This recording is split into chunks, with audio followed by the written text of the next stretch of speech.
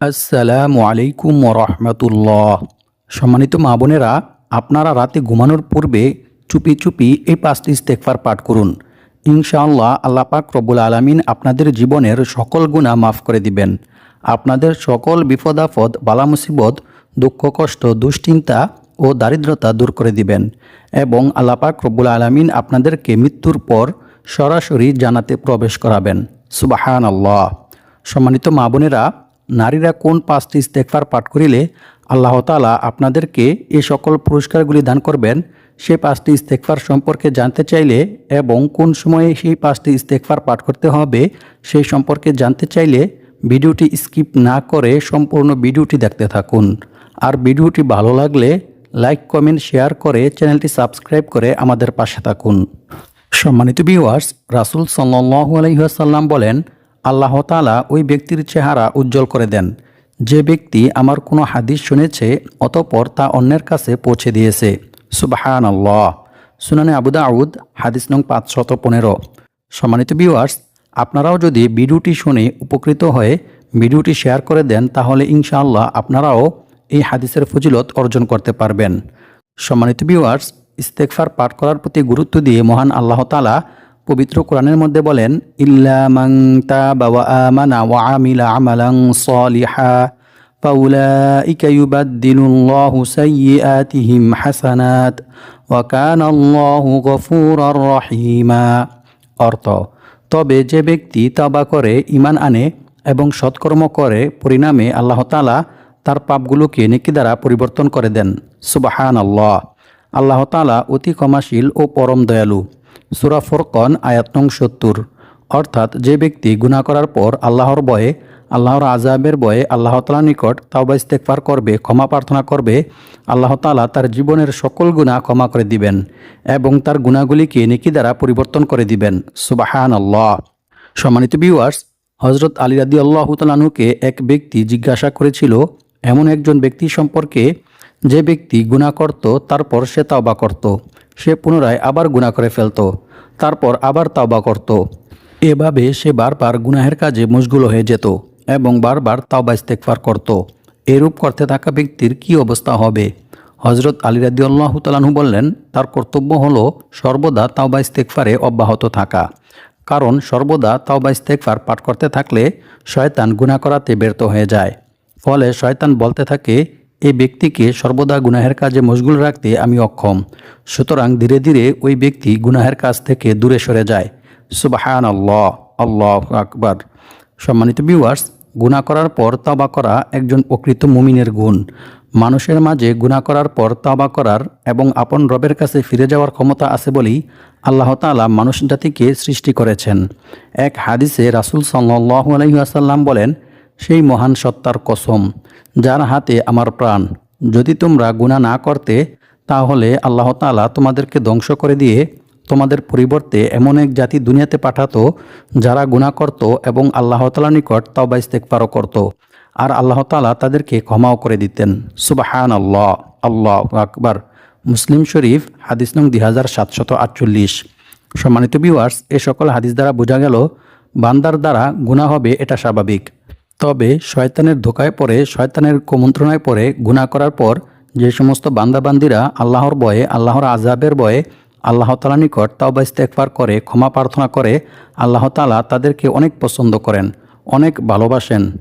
এমনকি বান্দা যদি আল্লাহর ভয়ে, আল্লাহর আযাবের ভয়ে আল্লাহ তাআলার নিকট তাওবা ইস্তেগফার করে, ক্ষমা প্রার্থনা করে, তাহলে আল্লাহ তাআলা এতে অনেক খুশি হন এবং বান্দাকে অসংখ্য অগণিত পুরস্কার দান করেন।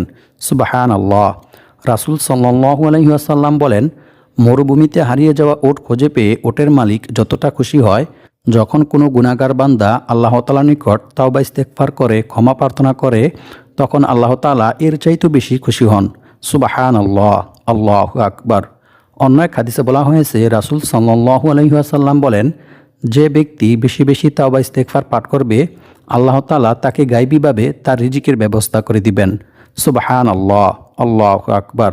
সম্মানিত ভিউয়ার্স, তাই আমাদের উচিত সর্ব অবস্থায় সব সময় বেশি বেশি তাওবা ইস্তেগফার পাঠ করা এবং বেশি বেশি আল্লাহ তাআলার নিকট ক্ষমা প্রার্থনা করা। গুনাহের কাজ করতে থাকলে মানুষের হৃদয় কঠোর হয়ে যায়। রাসূল সাল্লাল্লাহু আলাইহি ওয়াসাল্লাম বলেছেন, বান্দা যখন একটি গুনাহ করে তখন তার অন্তরে একটি কালো দাগ পড়ে। অতঃপর যখন সে গুনাহের কাজ পরিহার করে এবং আল্লাহ তাআলার নিকট ক্ষমা প্রার্থনা করে ও তাওবা ইস্তেগফার করে, তখন তার অন্তর দাগমুক্ত পরিষ্কার হয়ে যায়। সুবহানাল্লাহ।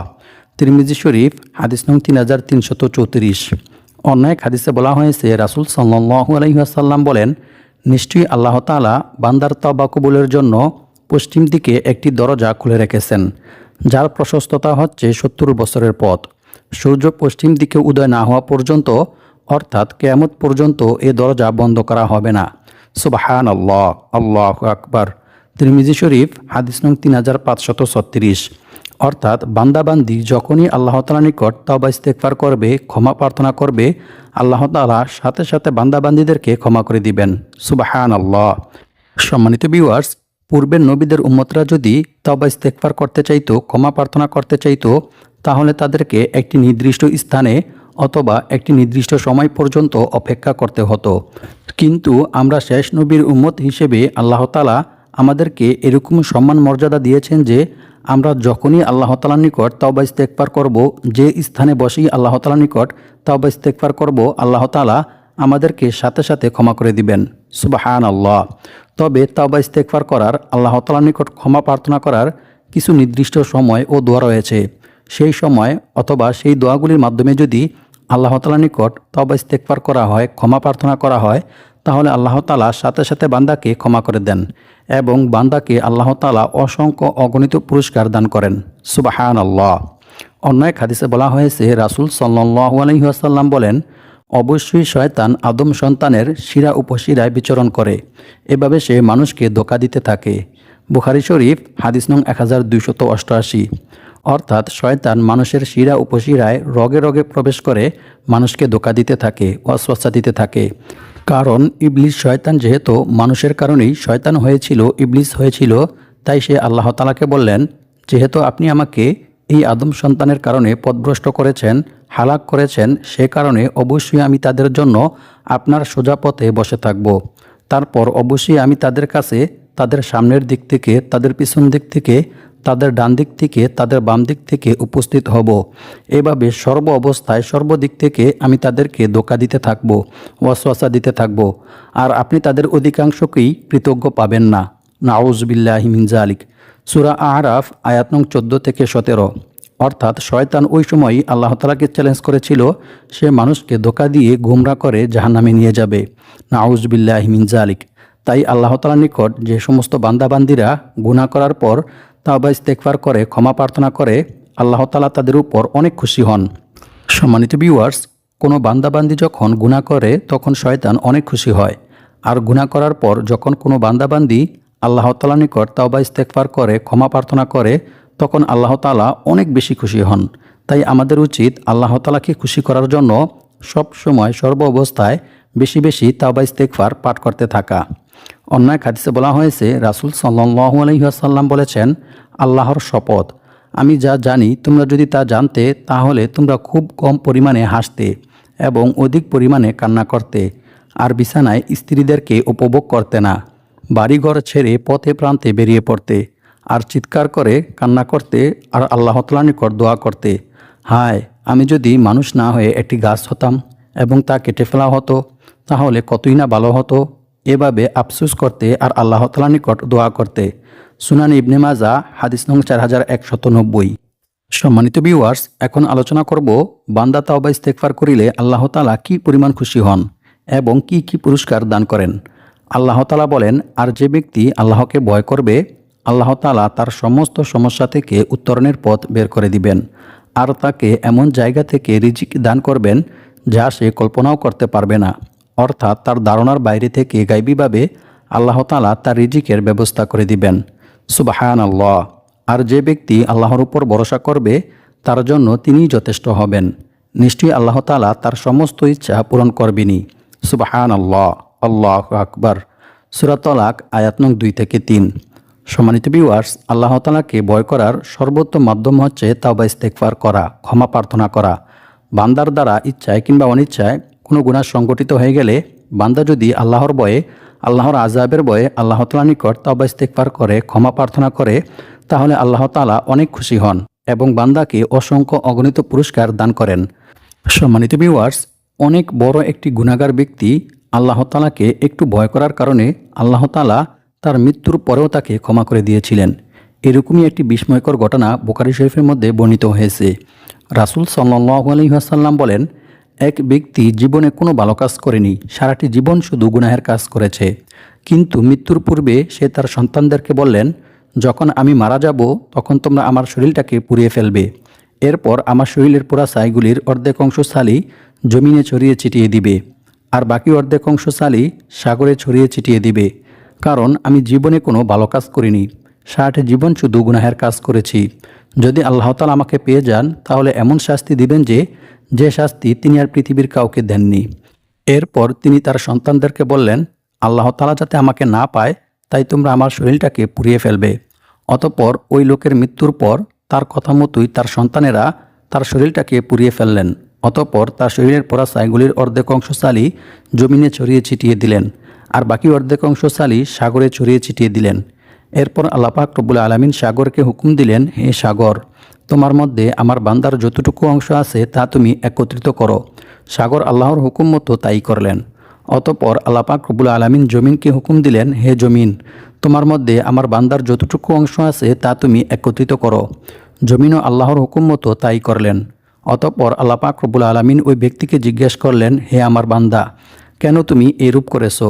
সে বললেন, হে আল্লাহ, আমি কেন এরূপ করেছি সেটি আপনি ভালো করেই জানেন। আপনার ভয়ে, আপনার আযাবের ভয়ে আমি এমনটা করেছি, হে আল্লাহ। অতঃপর রাসূল সাল্লাল্লাহু আলাইহি ওয়াসাল্লাম বলেন, ওই ব্যক্তির এই তাকওয়া, এই আল্লাহভীতি আল্লাহ তাআলার নিকট এতটাই পছন্দ হলেন যে আল্লাহ তাআলা সাথে সাথে তাকে ক্ষমা করে দিলেন। সুবহানাল্লাহ, আল্লাহু আকবার। সম্মানিত ভিউয়ার্স, আমরা তো ওই ব্যক্তির তুলনায় তেমন কোনো গুনাহই করি নাই। আমরা যদি খাস দিলে সঠিকভাবে সঠিক নিয়মে আল্লাহ তাআলার নিকট তাওবা ইস্তেগফার করতে পারি, ক্ষমা প্রার্থনা করতে পারি, তাহলে ইনশাআল্লাহ অবশ্যই আল্লাহ তাআলা আমাদেরকেও ক্ষমা করে দিবেন। আল্লাহু আকবার। সম্মানিত ভিউয়ার্স, আর আল্লাহ তাআলার উপর ভরসা করার সর্বোত্তম মাধ্যম হচ্ছে বিপদ আপদ, বালা মুসিবত, দুঃখ কষ্ট, দুশ্চিন্তা, দারিদ্রতা, পেরেশানি সর্ব অবস্থায় আল্লাহর উপর ভরসা করা। আল্লাহ ব্যতীত অন্য কারো উপর ভরসা না করা, অন্য কারো কাছে সাহায্য না চাওয়া, এমনকি অন্য কারোর কাছে নিজের সমস্যার কথাও না বলা, বরং সর্ব অবস্থায় সব সময় আল্লাহ তাআলার নিকট দোয়া করে সাহায্য চাওয়া। কারণ রাসূল সাল্লাল্লাহু আলাইহি ওয়াসাল্লাম বলেছেন, অভাব ও সমস্যাগ্রস্ত কোনো ব্যক্তি যখন তার অভাব ও সমস্যার কথা মানুষের কাছে ব্যক্ত করে, মানুষের কাছে বলে বেড়ায়, তখন তার সেই অভাব পূর্ণ হয় না। নাউযুবিল্লাহি মিন যালিক। পক্ষান্তরে সেই ব্যক্তি যদি তার অভাব ও সমস্যার কথা আল্লাহ তাআলার নিকট বলে, আল্লাহ তাআলার নিকট সাহায্য চায়, আল্লাহ তাআলার কাছে দোয়া করে, তাহলে আল্লাহ তাআলা অচিরেই তার অভাব ও সমস্যা দূর করে দেন। সুবহানাল্লাহ। হয় সেটা তার দ্রুত মৃত্যুর মাধ্যমে অথবা তাকে দ্রুত ধনী করার মাধ্যমে। সুবহানাল্লাহ, আল্লাহু আকবার।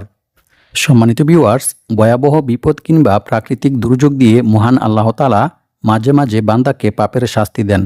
কিন্তু বান্দা যখন ইস্তেগফার রত হয়ে যায়, অর্থাৎ ইস্তেগফার পাঠ করতে থাকে, তখন আল্লাহ তাআলা বান্দার উপর থেকে আযাব গজব, বিপদ আপদ, বালা মুসিবত দূর করে দেন। সুবহানাল্লাহ। পবিত্র কোরআনে বলা হয়েছে, এবং আল্লাহ তাআলা এমনও নন যে লোকেরা আল্লাহ তাআলার নিকট ক্ষমা প্রার্থনা করবে ও তাওবা ইস্তেগফার করবে অথচ তিনি তাদেরকে শাস্তি দিবেন। সুবহানাল্লাহ। সূরা আনফাল আয়াত নং 33। এক হাদিসে রাসূল সাল্লাল্লাহু আলাইহি ওয়াসাল্লাম বলেছেন, সৎকর্ম ছাড়া অন্য কোনো কিছুই মানুষের হায়াত বাড়াতে পারে না, এবং দোয়া ছাড়া অন্য কোনো কিছুই মানুষের তাকদীর তথা ভাগ্য পরিবর্তন করতে পারে না। মানুষ তার পাপ কাজের কারণেই তার প্রাপ্য রিজিক থেকে বঞ্চিত হয়। নাউযুবিল্লাহি মিন যালিক। সুনান ইবনে মাজাহ হাদিস নং 4022।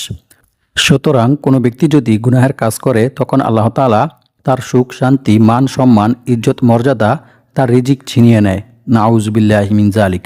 আর যখন কোনো ব্যক্তি আল্লাহ তাআলার নিকট তাওবা ইস্তেগফার করে, ক্ষমা প্রার্থনা করে, তখন আল্লাহ তাআলা তার সুখ, শান্তি, মান সম্মান, ইজ্জত, মর্যাদা ফিরিয়ে দেন এবং তার রিজিক বৃদ্ধি করে দেন।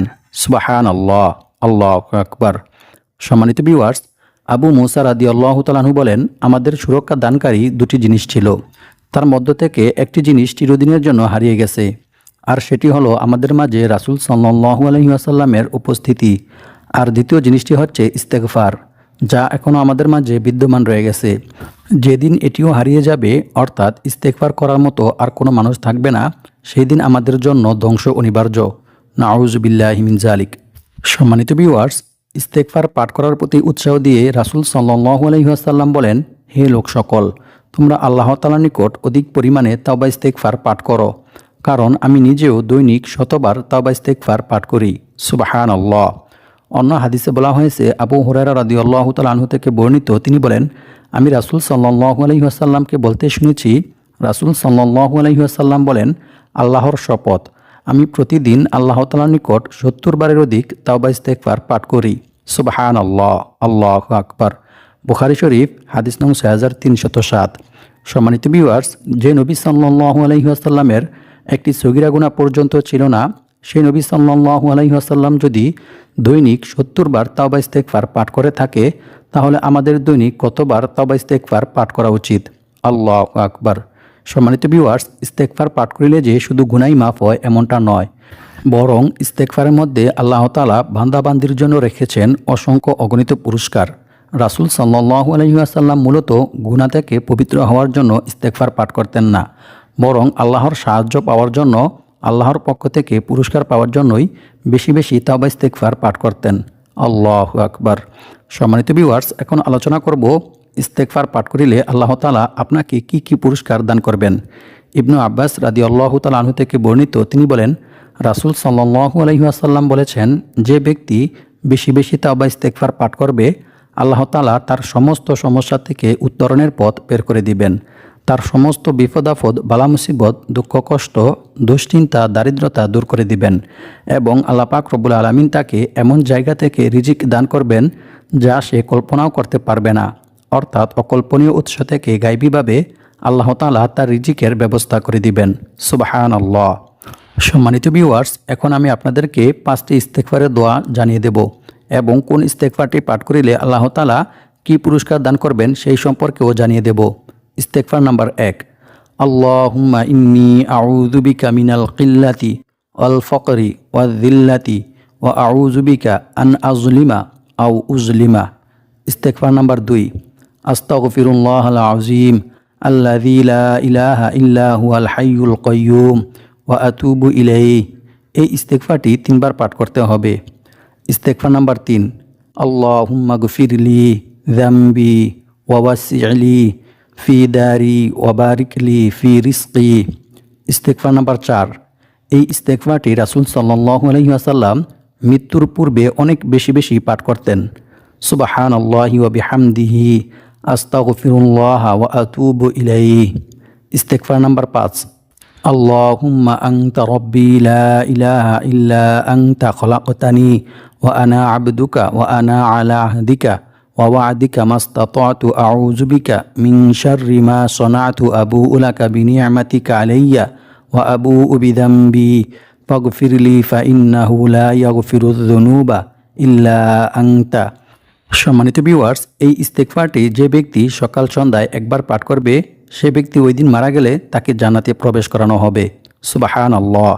আল্লাহ পাক রব্বুল আলামিন আমাদের সবাইকে এই 5টি ইস্তেগফার পাঠ করে সকল বিপদ আপদ, বালা মুসিবত, দুঃখ কষ্ট, দুশ্চিন্তা থেকে মুক্ত হয়ে মৃত্যুর পর সরাসরি জান্নাতে যাওয়ার তৌফিক দান করুক। আমিন।